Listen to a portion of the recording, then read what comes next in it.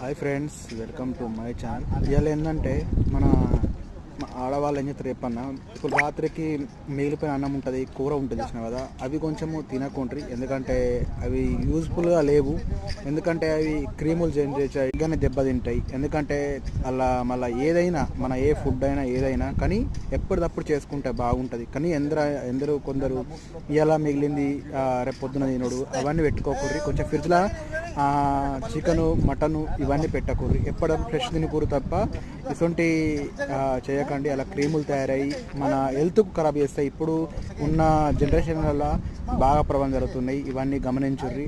ఏంటంటే మనకు చూస్తున్నాం ఇప్పుడు ఫుడ్ మొత్తము మందులతో తయారైంది. మనకు మందు ఏంది ఆ ఫుడ్ తయారు కాదు. టమాటా అయినా మిర్చి అయినా ఏదైనా ఏంటంటే దీనికి మీకు చెప్తున్నా, మీరు గమనించుర్రి. ఈ వీడియో అందరూ షేర్ చేయండి, ఆడవారికి అన్నదమ్ములకు అందరికీ.